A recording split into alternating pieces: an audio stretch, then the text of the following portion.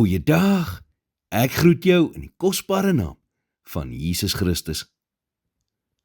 Paul Thigpen skryf: Ek onthou ek een middag by die huis gekom het en ontdek dat die kombuis wat ek net 'n paar uur tevore so hard gewerk het om skoon te maak, nou deurmekaar en vuil was.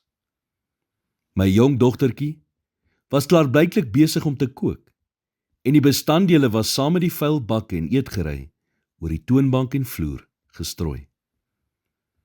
Ek was nie gelukkig met die situasie nie, maar toe ek die gemors 'n bietjie van nader bekyk, het ek 'n klein briefie op die tafel gesien, besmeer met sjokolade vingerafdrukke. Die boodskap was kort: Ek het iets vir jou gemaak en dit was onderteken jou engel.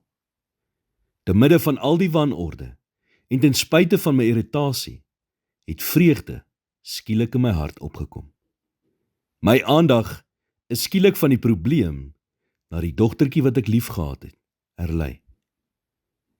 Net so kyk God ook na ons. God sê nie, as jy dit nie perfek kan doen nie, moet dit dan glad nie doen nie. Nee, hy is bly wanneer ons probeer, foute maak, daaruit leer en groei. Weet jy wat verwag God van jou? Hy wil hê jy moet jou beste wees. Die lewe is God se geskenk aan jou. Maar wat jy met jou lewe doen, is jou geskenk terug aan God. Hy het verstommende planne vir jou lewe en sal jou verder strek as wat jy ooit kan dink of droom, as jy hom net jou beste gee. Gee jou beste, sodat wanneer jy ook al aan die einde van jou lewe kom, jy die volgende woorde sal hoor in Matteus 25 vers 21. Mooi so, goeie en getroue dienskneg, oor weinig was jy getrou, oor veel sal ek jou aanstel. Gaan in die vreugde van jou Heer. Here, hier is ek. Ek wil elke dag net my beste vir U gee.